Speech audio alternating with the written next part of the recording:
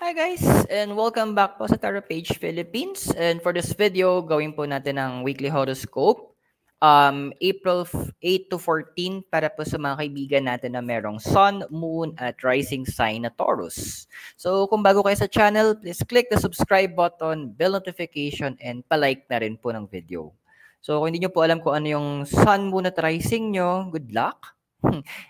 Joke lang. Anyway, sa dulo po ng video natin ay meron po tayong link para dito para alamin mo paano mo malalaman to, para saan to, para mag-benefit ka pa more. Okay, so tandaan din natin yung mga readings there for guidance purposes. May free will tayo. Use it wisely. And again, if you're searching, kailangan nyo po ng private reading or spellworks, pwede nyo po ako i-message sa Tarot Page Philippines.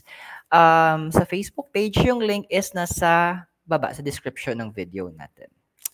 Okay, so kamusta ka ba, Taurus? Ano bang pinagkakabalahan mo?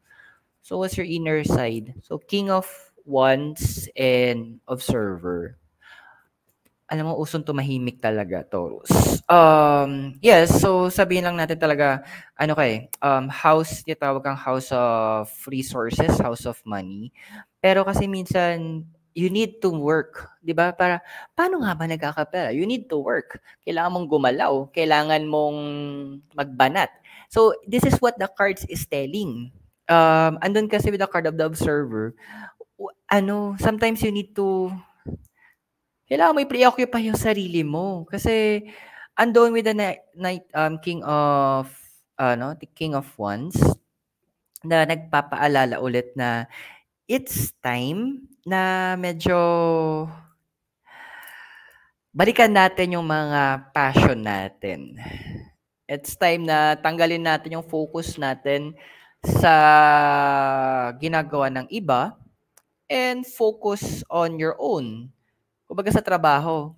Kasi di ba, unless sa quality assurance ka o taga-check ka ng kalidad, ayan, sige, yun, kung yung trabaho mo. Pero kung di mo naman trabaho yun, di ba nga sabi nga nila na wag kang mangialam sa trabaho ng iba. Actually, minala ko tuloy yung dati kong office mate.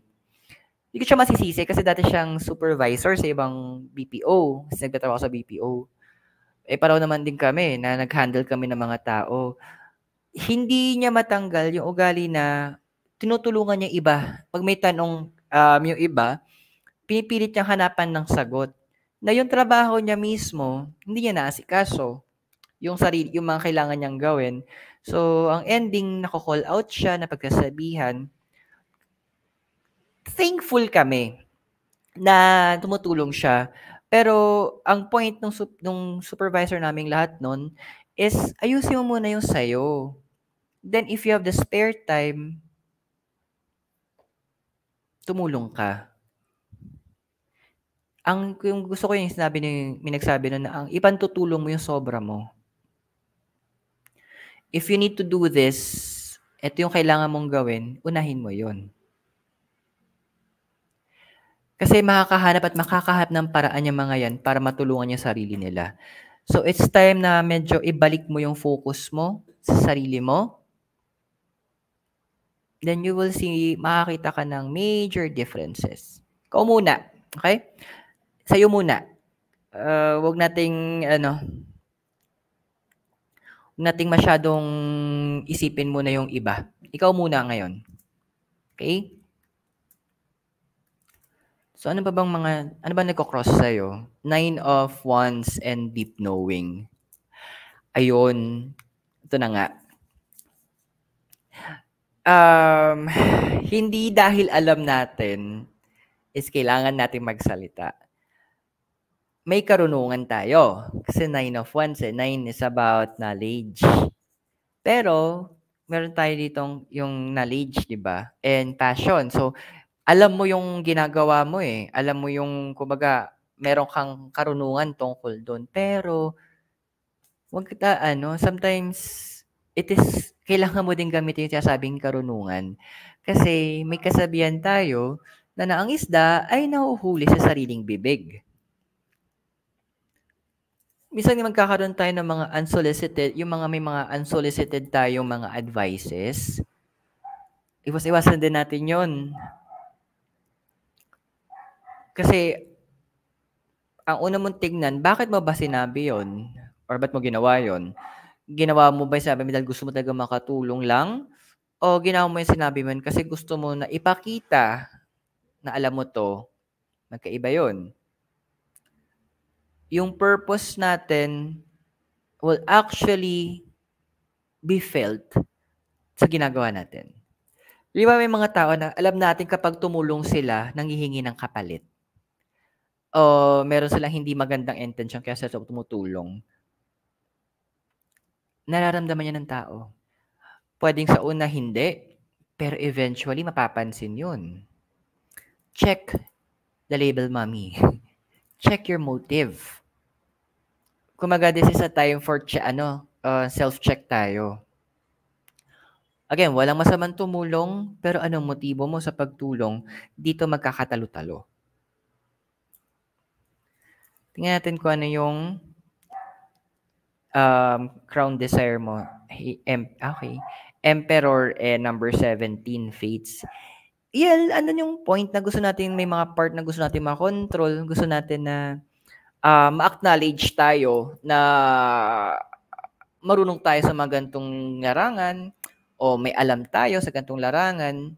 Pero pinapala kasi ng card of the Fates, sometimes knowledge is not yung kaalaman, hindi yon sapat.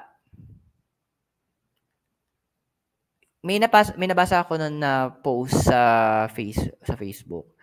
Parang ang picture niya, yung picture mo na parang yung elevator punong-puno ng mga tao. Tapos hindi meron sa labas to may nakatayo na bagong graduate. Sabi doon sa post, minsan hindi lang dahil marami kang alam, magiging successful ka. Experience will take you places. Nung mga kaya nga kung mapapansin natin, ewan ko lang kung gano'n na yung nangyayaring trend sa ibang mga BPO, hindi nila masyado ng yung mga dati kasi kailangan college graduate, gano'n. Second year with experience, ganyan. Ngayon, may mga tayo for high school graduate, tinatanggap na nila kasi experience. Makikita nila doon yung experience. In my case, so apply ako ng first BPO ko, or mga second BPO ko, ganyan. Ang tinitingnan nila ngayon yung experience ko na. Kung gano'ng katagal, ano yung na-develop ko na skills. Kasi yung isang bagay na hindi mo napag-aaralan yung skills. Ano yung mga yung paano ko mag-handle ng mga situation sa calls, BPO setting Paano ko mag-handle ng ganito, paano sasabihin ko, anong tamang execution, paano yung tamang emosyon, ayan. So, yun yung nakita nila. Hindi nila pinansin yung educational background ko. Well, because, I'll be honest, hindi ako nakagraduate ng college.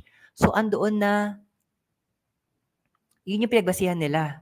Kasi alam ko na, kumbaga, nahasa na ako sa larangang yun, mas madali na lang na adjust ng konti para akma doon sa kailangan pa nila. Knowledge is not just everything.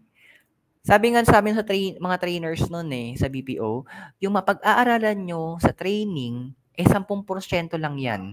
Pag nag-hit na kayo ng floor, o nag-take na kayo ng calls, email, kung ano man yung chat, doon yung makikita yung 90% ng training talaga sa experience. Tanungin yung mga nasa BPO industry. Yun yung masabi nila sa inyo. Nung nag-take na sila ng calls, doon nila naintindihan na mas importante yung experience. Tingnan natin ano bang foundation mo. So we have here the 8 of Cups and number 22, Blessed. Well, andun yung point kasi, actually, ito Taurus. Hindi ako sabi nila masamang mainggit. Actually, hindi. Para sa akin, tama lang mainggit. Hindi masama. Ang masama is paano natin gagamitin yung inggit. Okay lang na nainggit ka, ang galing naman niya, okay, ang galing, buti pa siya, may ganto na, napuntahan niyo ito, na-achieve niya yung ganto. Okay yun, kasi yung isang bagay tutunan ko May friend ako nun, na tarot reader din. Ang inggitan namin yung magkano yung kinikita namin, ano ilan yung tarot deck na merong isa or ilang oracle card, saan man napuntahan. Kumbaga ano niya, naiinggit ako sa mga nagawa niya. So ginagamit ko, dapat ako din gagawa ko na paano parang inaaral ko, paano niya ba ginawa ganito? Ano ba yung strategy niya? Ayun na, again, experience. Gano'n pala. Sige, try ko nga sa akin, baka mag-work. Hindi masamang inggit. Gamitin mo 'to as inspiration. Gamitin mo 'to para mas mapalago mo yung sarili mo. Gamitin mo 'to para mas umangat ka. Again, hindi masama 'yun. Okey lang mainggit.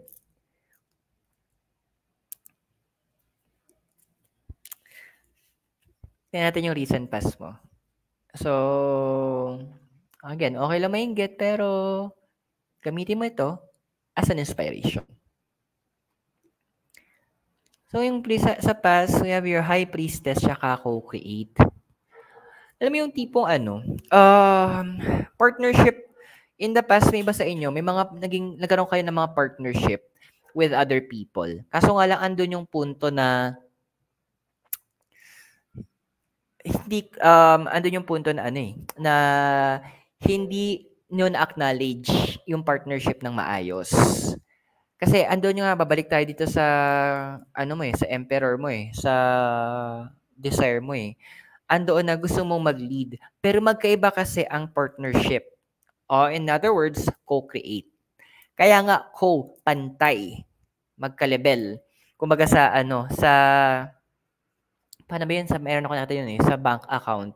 Kunyari, Juan de la Cruz and Pedro de la Cruz. So ibig sabihin pantay sila. Na para gumalaw yung bank account, kailangan dalawa sila. So, in the past kasi nakita ko dito, you want na more ikaw yung magkokontrol.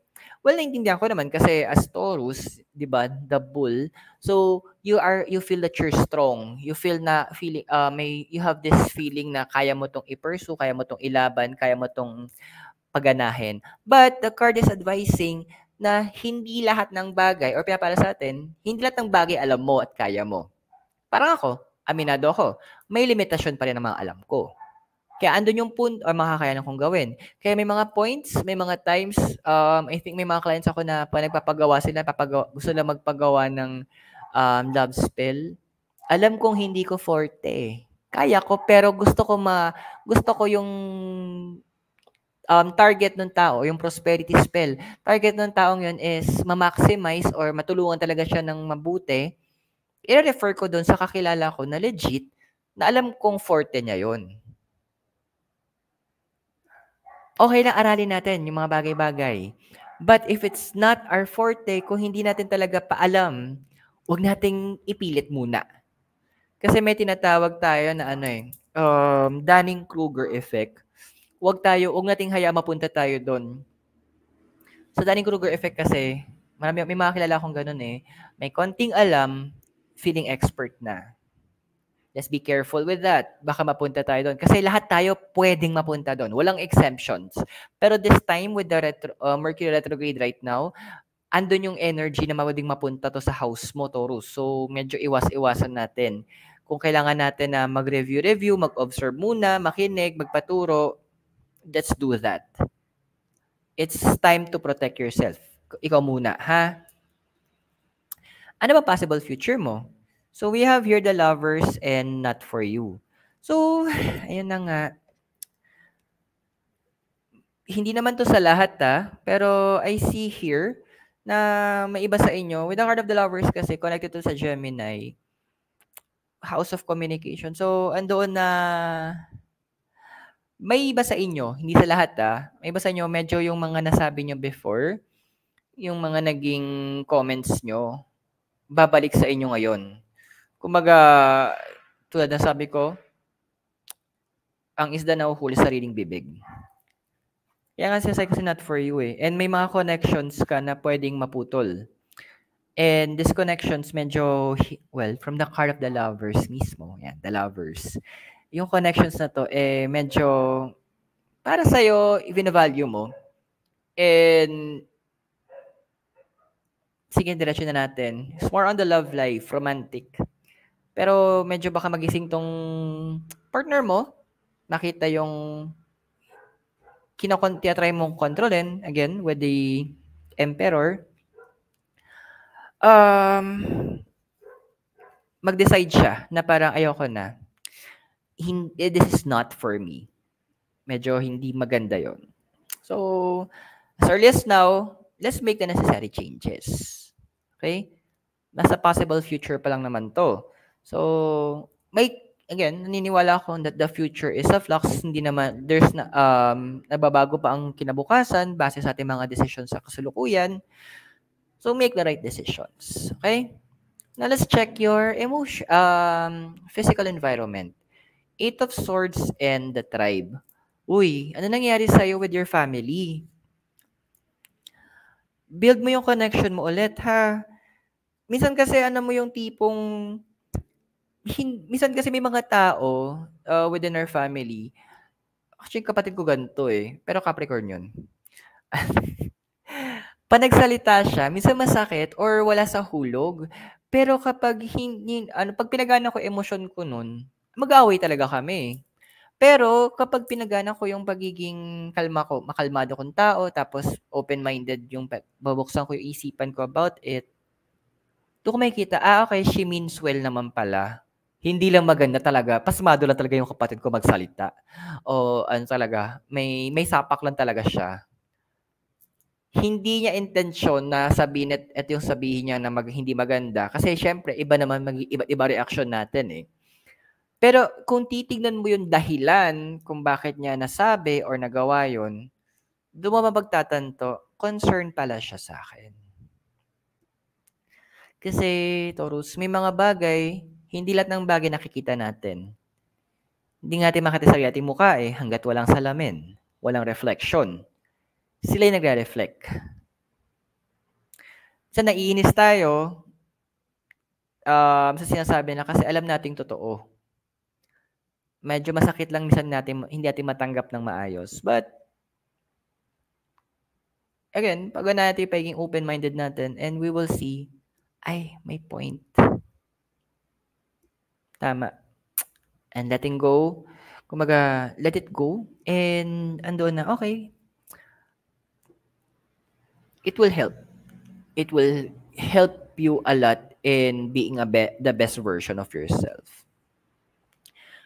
Ang emotional environment mo is the Page of Pentacles and the All That Glitters. Alam mo, hindi mo kailangan ng approval ng lahat ng mga tao. Hindi mo kailangan. Actually, medyo papuntang basics tong sinasabi ng cards sa'yo eh. Reconnection mo to sa family mo eh. Medyo kailangang i-build mo yung foundation mo with them. So, pinapakita kasi ng cards dito na with the Page of Pentacles and All That Glitters, hindi lahat ng tao sa paligid mo kailangan makuha approval. Alam mo, laging meron magdi-disapprove sa'yo. Pero alam mo yung maganda ang magandang gawin, sabihin hindi sila nag-disapprove sila. Investigate bakit siya nag-disapprove. Then from there, i-help niya yung sarili mo. Okay, kasi nakita niya pa to para sa kanya negative. Then you search yourself, mag-reflect ka, bakit siya naging negative?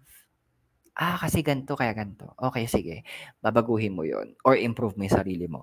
So this is where you need to focus yourself. This is where you need to build yourself. Ito yung part na kung saan kailangang ayusin mo. Because andoon yung sa emotional part with your family is you need to make sure that sabi nga, 'di ba? Sila yung unang nagmahal sa iyo eh. So, siguro tama lang naman na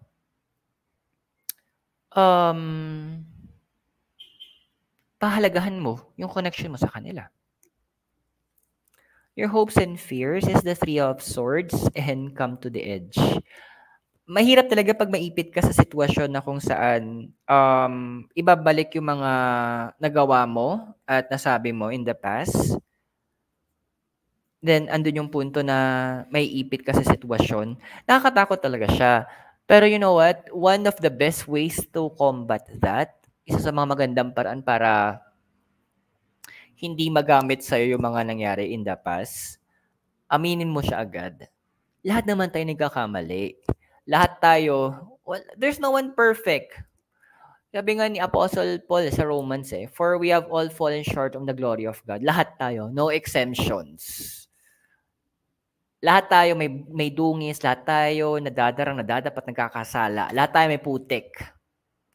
Pero kasi yung mga tao na umaamin sa kanilang naging pagkukulang, sila yung napapansin natin na mas binibigyan respeto, mas naiintindihan. Yung mga naunang umaamin, naunang nagsasabi ng katotohanan. So, yeah, it's fearful kasi pwedeng, kumbaga, ma-expose tayo, but it's something needed eh. It's something na kailangan. Kasi ang tinatarget ng universe sa'yo is to go higher. And yun yung ma-excess baggage mo. Because what I'm seeing here sa possible future mo is the 4 of Cups and TikTok. 4 is about structure. At yung iniiwasang mangyari ng universe, I hope hindi mangyari talaga sa inyo to sa House of Taurus. Kasi andun yung point na baka mamaya umabot ka sa punto na lahat yung emotions mo na ang matitira. Given that you're an earth sign, medyo may part sa'yo na hindi sanay na mag-handle ng mga emotions, unlike yung mga water signs in general, na when it comes to emotions, gamay nila yan. Kasi sa'yo more on the physical aspect. So, once natira kasi yung emotions mo dito, andoon na, I'm scared na baka meron kang mga gawin na hindi maganda. I hope I'm wrong ha. And again, take this as a warning. This is not a prediction. This is a warning. So as early as now, you build that emotion. Gumawa ka ng paraan to safeguard it. Gumawa ka ng paraan para maayos. Gumawa ka ng paraan para maging better. Paano nga gagawin? Ikaw muna. Yung sarili mo, go ahead and fix doon. Balik tayo sa basics ulit, Taurus. Kasi pag naayos natin yon, you're good to go. Okay? So, I hope nakatulong yung readings sa'yo. At tandaan yung mga readings there for guidance purposes. So, use your free will wisely. And kung bago kayo sa channel, please click the subscribe button, bell notification, and give this video a like. And again, so kung kailangan nyo po ng private reading, magpa-schedule at Spellworks, pwede nyo po kayo message sa Tarot Page Philippines Facebook page. Yung link po is nasa baba sa description ng video natin. So Taurus, maraming salamat sa'yo. God bless, Namaste, Hare Krishna, and blessed be. Naway magkita-kita tayo very soon. At laging tandaan, anyway, from all the way here from La Trinidad Benguet, laging tandaan, please be safe. Goodbye for now. Thank you.